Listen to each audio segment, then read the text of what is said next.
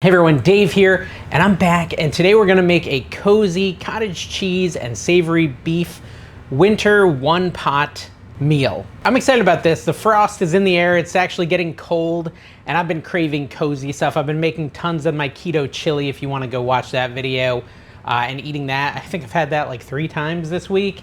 And so I'm looking for some more recipes, vary it up, try something a little different today, but still get that cozy feel that I'm looking for here now that winter's about to begin, or beginning. I mean, I don't know, it might not be there yet, but we're close enough that it's winter in my eyes. We're gonna start it off with a little bit of simple prep, and that's gonna be getting an onion ready to go. So I've just got a standard yellow onion, and I'm gonna prep it. We're gonna dice it, and again, I won't make you suffer through me dicing an onion.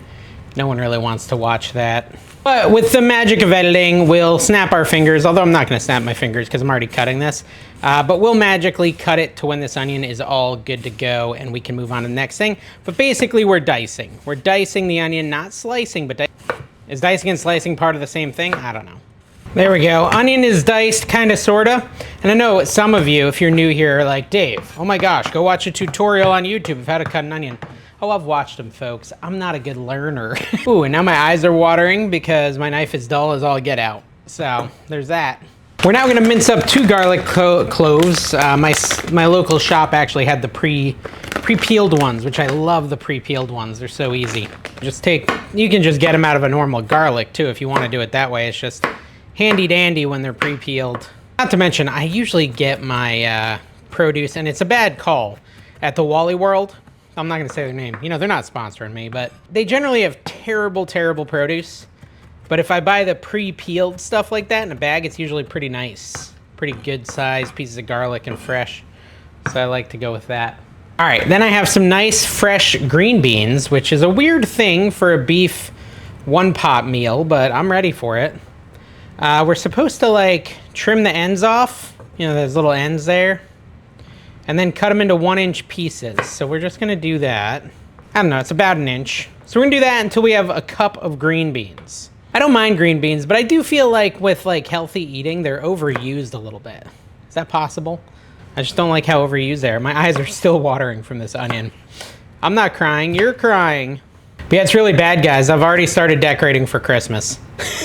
It's like early November, and I've already started. My wife said that I'm crazy and that it's supposed to be after Thanksgiving, but me and my daughter were at the store and they had the Christmas decor out already. My eyes still watering like crazy. Listen, we were at the Home Depot and they had all the Christmas stuff for sale. This is really, the onions, I don't know why they're getting worse just sitting there and making me tear up even more. This is crazy. It's like a super powered onion. My eyes are leaking. Okay, is that a cup? Oh my gosh, I'm going blind. Oh my gosh, these onions. I think that's about a cup. Let me measure it. Yeah, see, I went a little too hard on the green beans. There we go. So we got a cup of green beans chopped in 1-inch slices and rinsed. Optional, sliced carrot. Carrots have a little carb, so this is up to you. It's like 2 carbs in a carrot or something like that, so I'm not gonna use the whole one. I'm just gonna do like half this carrot. Yeah, that's probably enough. And you can decide if you wanna do any carrot as well and just finely chop that. The idea is this is like nice and easy. It's a one-pot meal. We set it and forget it. And, you know, like what, an hour later, we're gonna have us a delicious dinner waiting for us, and I'm all about it. It's also gonna be keto, which is good, but you don't need to do keto. There is things you can, if you don't wanna do keto, you can adjust it how you like. All right, up next, we are going to take some celery and wash it, which I already did, and then chop it up. Again, we just gotta have our veggies, right? This is a nice one-pot meal. You gotta have our veggies. And you can kind of chop this as finely as you want. I guess I'm going this fine. And you know, about a half a cup to a cup. Now that we have that stuff ready, we can set it aside. We're gonna get working on the beef. So I'm gonna go over to my stovetop and we're gonna start browning up a chuck roast. Well, before that though, we are gonna throw some spices on the chuck roast. We're just gonna put some salt, pepper, and smoked paprika all over this bad boy. So into a little dish, I'm gonna combine a teaspoon of smoked paprika with, can you see it? I mean, you don't probably need to see it, but a teaspoon of salt, overflowing by accident, and a half teaspoon of pepper. And then mix that up, and then we'll just basically cover all the sides we can with that seasoning. Although, well, actually, no, it's perfect. That's for a 2-pound chuck roast. I will say this Walmart chuck roast does not have a ton of marbling. It does not look great, But if we can turn it into something delicious, that'll be a good sign. Okay, so we're just gonna take our spice and we're gonna kind of drench the meat in it. Is that the right word? I don't think it is. And then we're gonna sear it up a little bit. The searing is not required for this. If you wanna go the fast route, that's okay. It does add a little bit of nice texture and stuff to it though. So I do recommend it if you have the time. But I'm not a pro, what do I know, guys? What do I know? All I know is this already is smelling cozy. And cozy is the vibe we're looking for. Low carb, cozy action. It's really just perfect for the season. Just kind of get all sides all seasoning. Chuck roast, when done right, can be so delicious. Okay, so we're gonna put it on a pot with some olive oil. We're gonna heat up the olive oil in the pot. Let's turn it on to like medium heat on my pot. I'm gonna wash my hands and we'll come back and then we'll come back and sear this. All right, so we're just gonna take our olive oil, throw a little into the pan, the pot, the one pot. I just realized I missed a massively important step. Typical Dave. I'm supposed to cut this into cubes, this chuck roast, so back over here we go. Yeah, that could have been a pretty massive mistake. That would have been bad, Dave. So we want to cut this up into 1.5 inch cubes. And I totally missed that step. So, you know, this is why Dave needs to take his time. It makes sense. So I was wondering, I was like, how is this gonna cook up in just like an hour and a half because it's so big? But it makes a lot more sense if we're cutting it up into little cubes. Although now I feel like we're gonna need some more seasoning. Because when I got all sides seasoned, I didn't get all the sides of these little cubes. Little yellow side here. So inch and a half cubes is what we're looking for. Sorry for the mix up. I am still heating up that oil though over there because we are gonna sear this nonetheless. And if you find like a big chunk of fat that you don't want, you can cut it out since we're already cutting into this thing anyways. This looks like a crime scene. So I'm just gonna take a little more smoked paprika. Not too much. Maybe a little too much, there we go. And just mix it into it a little bit. There we go. Try to get all the sides covered with smoked paprika, and then I'm gonna add a little salt and pepper as well. We're definitely not using an exact science here. A little salt, dash of pepper, mix it on up, and now we'll go back to adding it to the pot after I wash my hands. Ooh, this is starting to smoke a little because I've had it preheating a little longer than I wanted it to. But either way, we're gonna add in our beef. We're not trying to cook it through, we're just trying to sear it on all sides. That's the goal here, is to move it around, get it browned up on all the different sides. All right, this is looking and smelling pretty delicious so far. Just keep searing it up. You want like medium-high heat.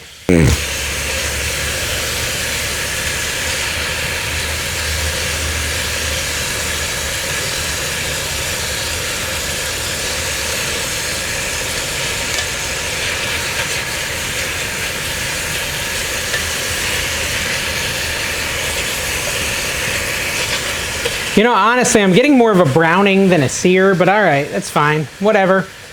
I can't get a sear, I think, because there's maybe too much olive oil. I might have done too much on the olive oil. Since I'm getting more of a browning than a sear, I think I'm gonna pull it off. I'm not really getting a sear, but I got it a little browned. Got the flavors melded.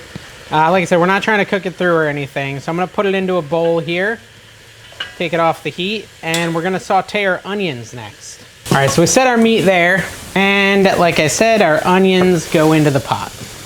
We're gonna saute those for like 3 to 4 minutes till they're translucent.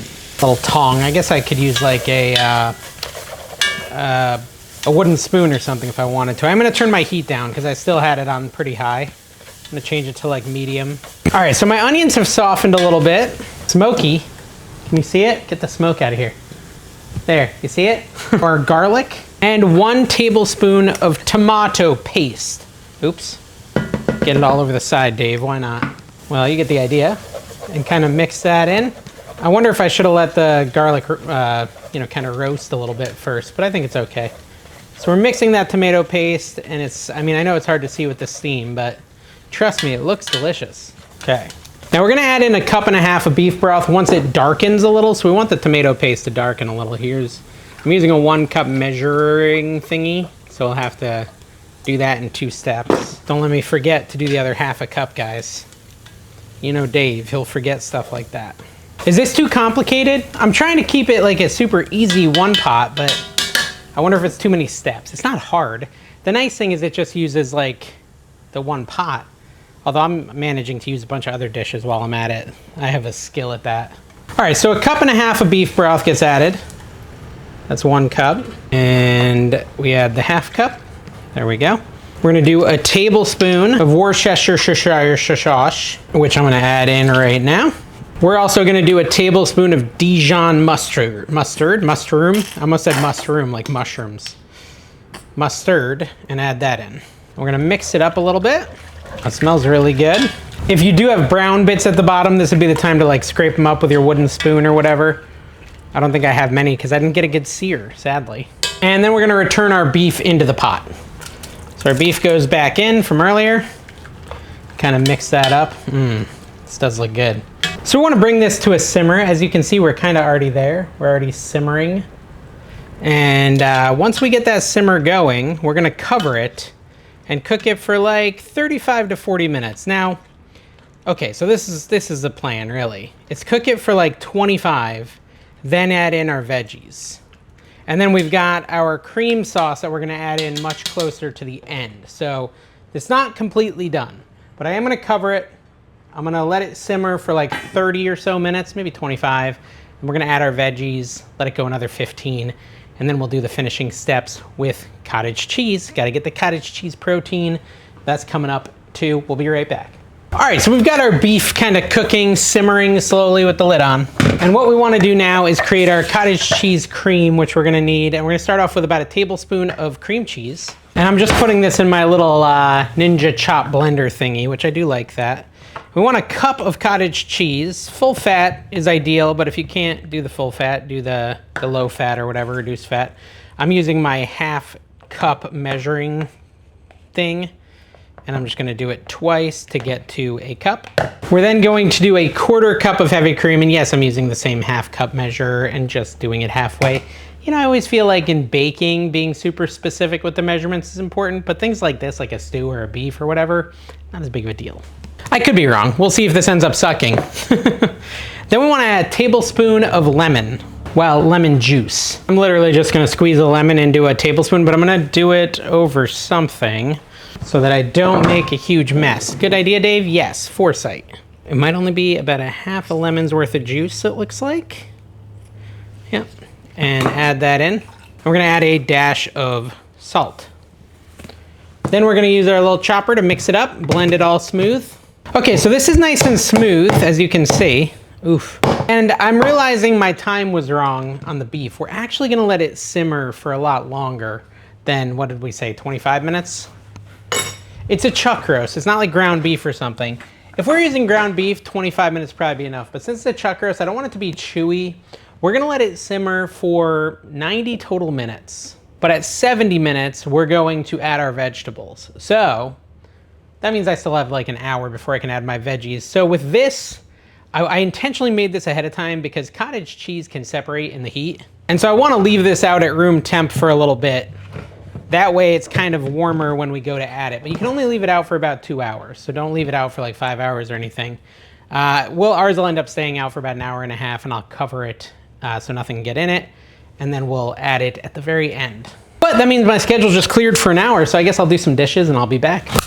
All right, so guys, like 1 hour and 10 minutes has gone by. This is what our beef looks like at the moment. Nice and simmering and good and starting to break down, so on and so forth. We're gonna add in our veggies. We're gonna do our green beans. And you can also add mushrooms here too, I forgot about that. I don't usually eat mushrooms though. Carrots, celery, all into the pot there. And we'll just mix that in. And we're gonna take it another 20 minutes or so before we add in our cream mixture. And then it'll almost be done, guys. So we'll be back, 20 more minutes, and we'll finish. All right, so it has been another 20 minutes with our veggies in there. So we can pull this off, and how hot is that? Take a look. Oh, glorious. Stir that up a little bit. Does it look like it's, you know, soft? We want it to be soft. Yeah, it seems like it's pretty good texture and taste.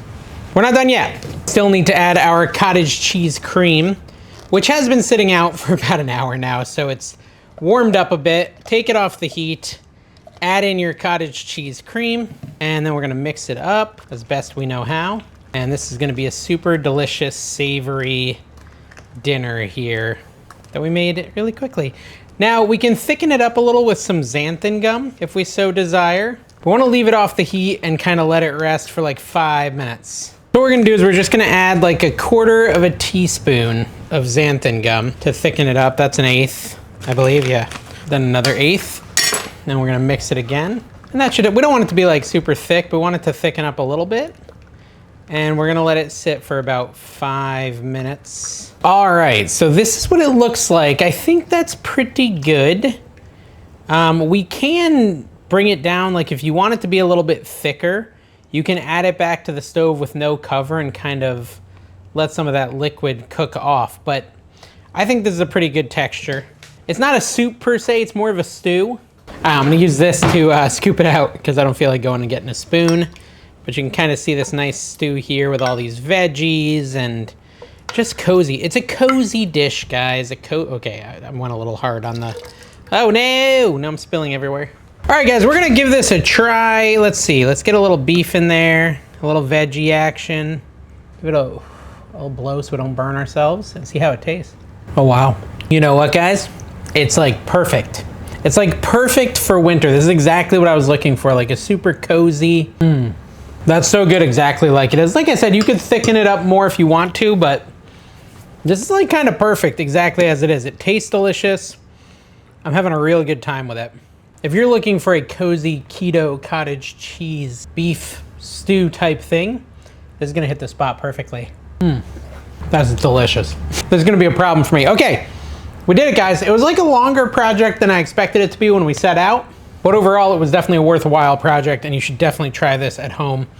It's gonna be cold the next couple months, so you might as well be cooking something that keeps you warm, and this is warming me straight to the soul.